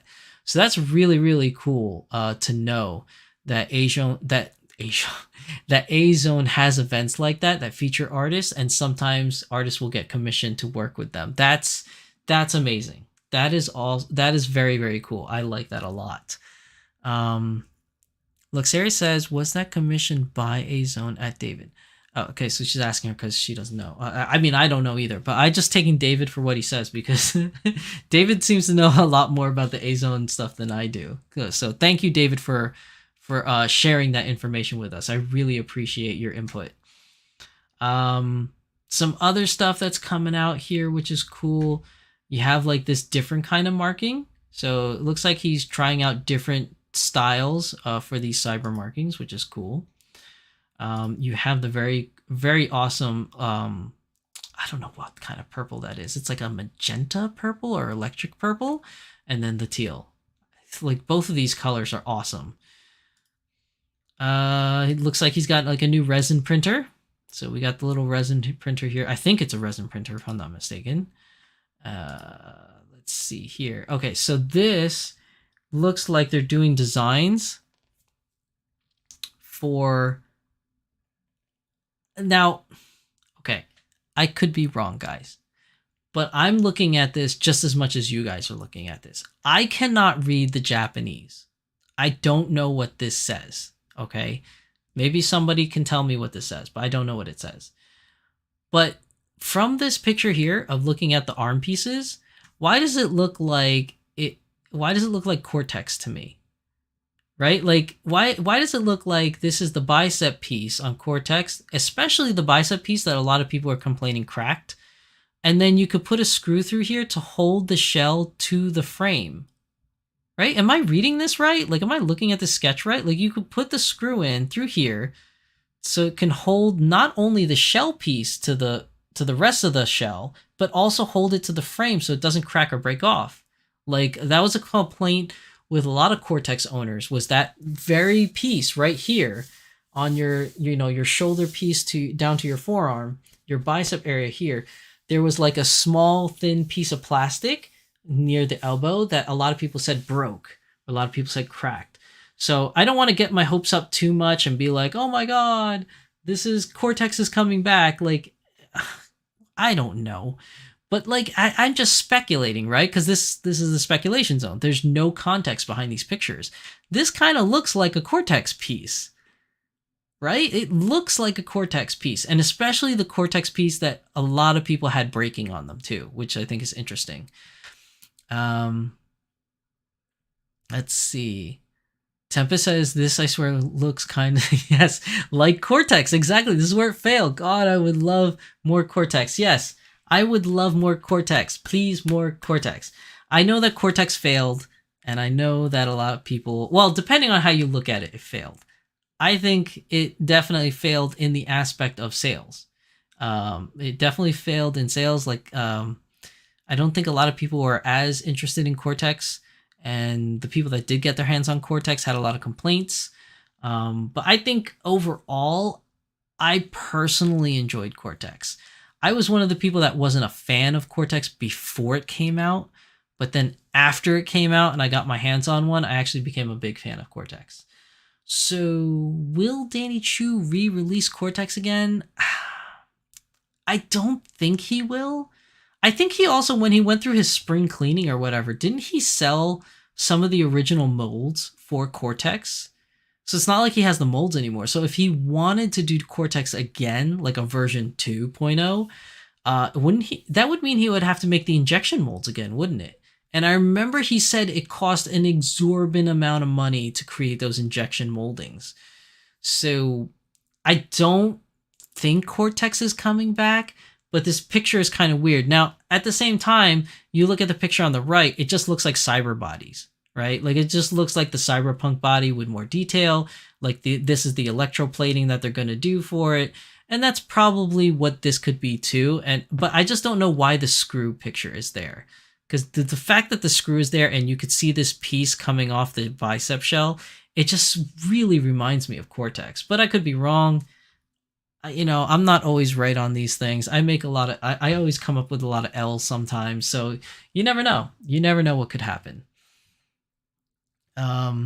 Tempest says, I never got a Caucasian Cortex, which would be the most helpful for the posing of vinyl with the stain resistant of resin. Oh, well, that's true. Yeah, you had clear Cortex, right? I think you had a clear Cortex one. Like Sarah says, or maybe this is for something else, a special project on the horizon. That's possible. It could be a special project on the horizon. It could be like the Mecha Smart Doll. Remember that thing that we talked about a couple months back where he was making a Gundam suit, like a mecha suit that looked like a cat? I don't know. Maybe this is some pre-production for that. I don't know. I'm just speculating, man. I'm just saying like a bunch of weird stuff, seeing what sticks. But the funny thing is that quote me on this now. Like if in the future Danny re-releases Cortex or does something, you guys can refer back to this video. Be like, yo, Shizusan said it. He called it. So who knows? Who knows? Tempest says, did he sell the molds? I think he did. Like, there was a time when he was, like, selling a bunch of stuff. And I feel like he said that he sold the Cortex molds. But I don't know. I could be wrong. There's an easy way to check. If we go on the website and go to the prototype garage, it might be there. Hey, Moguri. Welcome to the stream, Moguri. Thank you for coming. Hopefully you enjoy the videos. You missed a lot of stuff, so after the video, you know, rewatch the vlog because we went over a lot of stuff for Volks. Luxeria says, interestingly, the picture on the right with the neck, it says if it's separate piece or one mold. And look at the neck skeleton design. Yeah, you know, like it looks like this is like a piece here that like a ball joint, but it's being hugged around by the neck joint, which I don't know exactly what that means or what that does, but you're saying that it says something. Can you read Japanese, Luxeria? Oh yeah, you're in Japan, aren't you? The picture on the right, the neck, it says if it's separate piece or one mold. Huh. I don't know. That's interesting. I mean, if it is a Cortex, let's just say, okay, so let's make some hypotheticals here, right? Let's say this is a prototype for a Cortex, just for the hell of it. If it is a prototype, then are they saying that the torso or the bust piece is going to be two separate pieces? Like the neck joint is one thing that you attach, and then the bust joint from the, what is this called? Your clavicle? From your clavicle down is another piece, right? So maybe that's what they're saying, or this part where the or it's just one piece like it was with prior Cortex, where it was just the front and the back and you just put it together to make the torso piece. I don't know, and that is a good question. I honestly don't know. The Japanese at the base of the neck. Yeah, I think so. LOL, I always miss a good chunk due to dinner related stuff. That's okay, Moguri. That's why all this stuff is recorded and it'll be up on the VODs later, so you can watch it later. Tempest says, so like they're debating on making it as a separate piece or one mold. That's how I'm reading this, or reading it from Luxeria's translation. It says morudu or bunkatsu, which means split. Okay. If two pieces can mold into one in different colors. Oh, that could be another thing. Because that's how they do it with Gundam model kits. So with Gundam model kits, if you want something like this to show, right, like these little lines, if you want them to show in a different color, what they normally would do is take two pieces of the half. So let's say you split the torso in half, right? And then the torso will have cutouts where those lines are on the shoulders. They would just be cut out. And then there would be a separate piece in a different color plastic that you would slide into those slots before completing the shell piece. And they do that a lot with Gundam model kits for color separation, so that this way you don't have to use stickers and you don't have to really paint individual pieces. It kind of has it's already painted and it's a separate piece that you just slide in between other plastic pieces. It could mean that also. But then even if it did mean that, that means that Cortex is in the works, right? Because you can't do that with vinyl. So I feel like that's how Cortex would work. Or they're saying that for the faceplates. Like, so when they create faceplates like this, maybe that's what they're saying. Maybe that's what the picture is saying, is that when you do the electroplating with the faceplates or for the arms, maybe the shell piece that goes on top is a separate piece, or maybe one piece, or like two faceplates put on top of each other to make a certain design. Maybe that's what they mean. I think I cracked the code. Maybe. But really, I just went through this whole thing when really it could just be like, this could be all plans for faceplates, basically, to make the electroplating mold, in order to do the spray on electroplating. Like, maybe that's all it is. And I just read way too far into it to think that it's going to be a new version 2 Cortex body. I don't know. Either way, quote me on this. If a year from now or 2 years from now, Cortex reemerges and it's because of this design, I called it first, people. Please give me credit. Okay, so moving on. The combo of black and blue and Kirivana would be baller. That would be pretty cool. Luxaria says, I think this is going to be a special doll. It might be. It might be a special doll. It might be faceplates for, for doing the cyber thing, just like this. But for like the arm and the torso. It might just be that. Who knows? That's why this is called the speculation zone. We're just speculating on what we see. This seems to be more faceplate stuff, mixing with colors. What is this? Pair body. It says pair body. This is like a whole outfit, right? Because this is the legs. I don't know what this is. I don't know what this is here. And then all this extra stuff. This looks like a whole, like an outfit of something. See, we got lucky last time, because last time it said Tokyo on it at least. So then I figured it's Tokyo jeans. But I can't read this. Lux, help us out.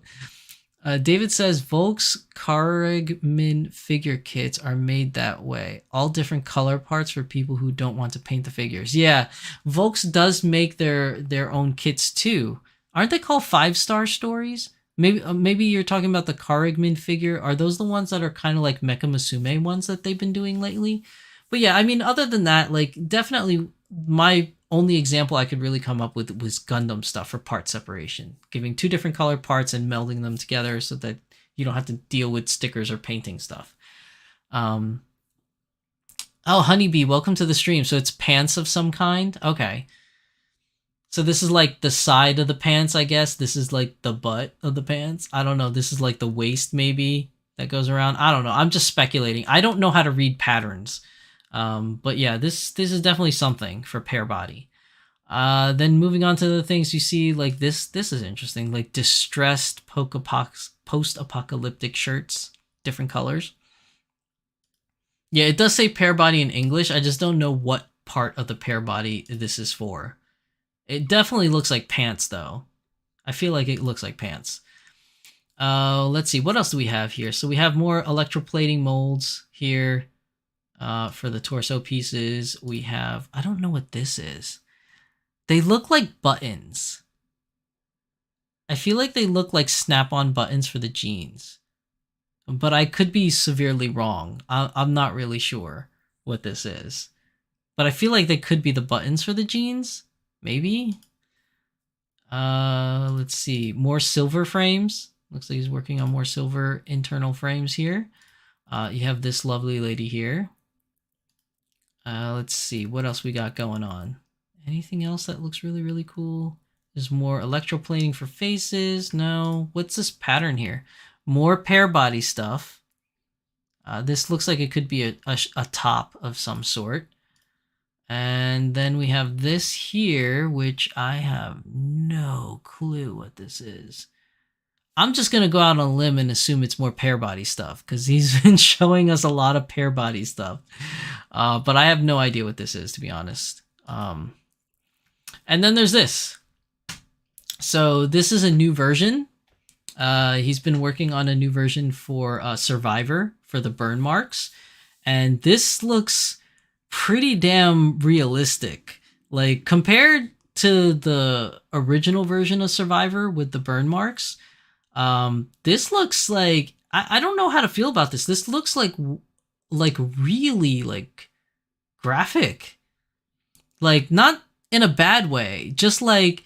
they like in a very detailed way. Like, it's much more detailed than the original Survivor look, which I'm assuming this is Survivor, but it could also be like, what's the other one? what's the other doll's name with the acne? Oh my god, I can't remember her name. Hold on, can we look it up?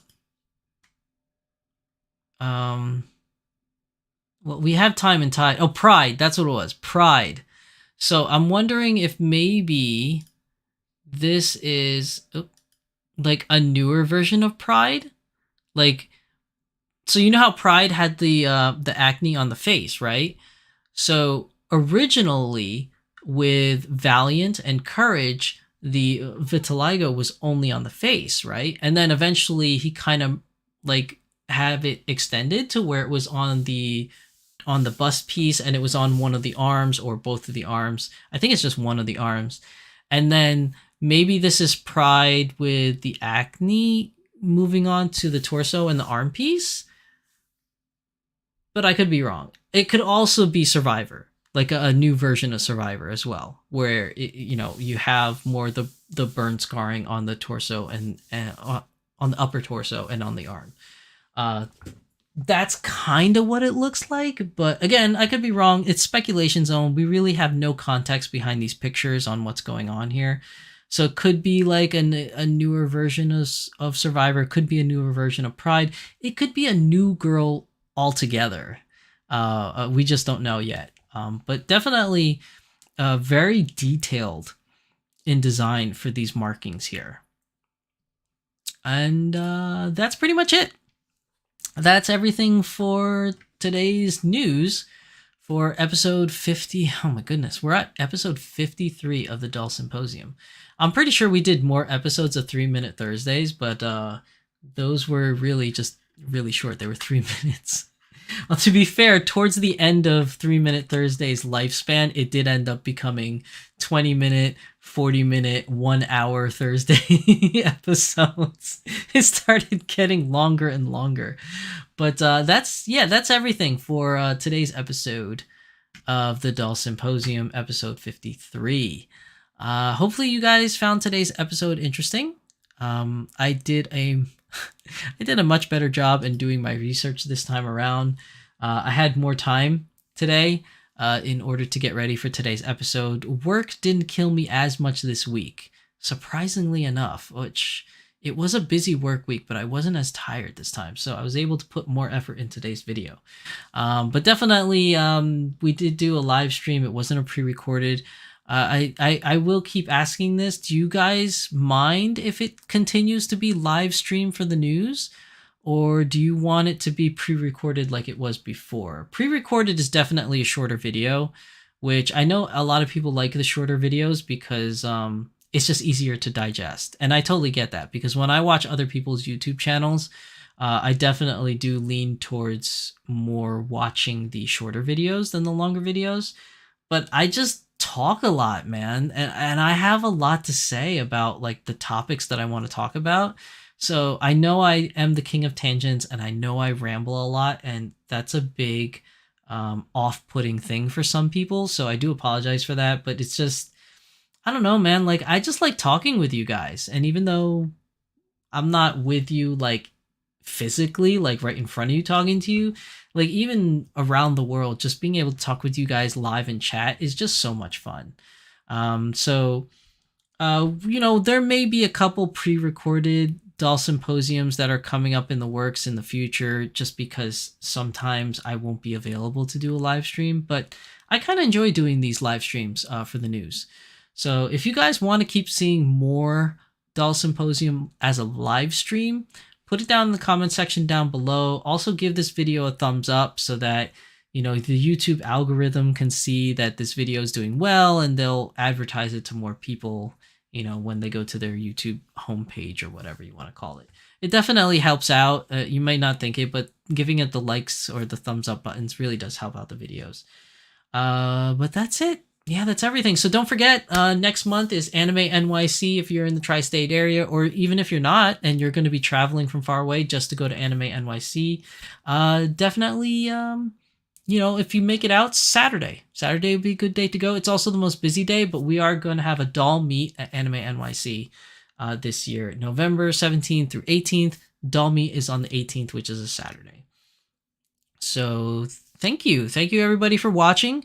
As always, I am your host today, Shizusan, and my beautiful assistant is the very lovely Chitose, which I had to migrate the necklace over. I love the necklace so much. I had to steal it from Portia, and I gave it to Chitose here. So, but Portia got to keep the very cool like butterfly earring. So Portia still has that. But yeah, that's everything for me this week. I hope you enjoyed it. Next week is going to be Beyond the Doll. We won't have a guest next week, but we will be talking about some pretty interesting stuff. So you'll just have to wait till then. But thank you everybody for watching. That's it for today's episode of Doll Symposium. Bye guys. I'll see you around. Bye.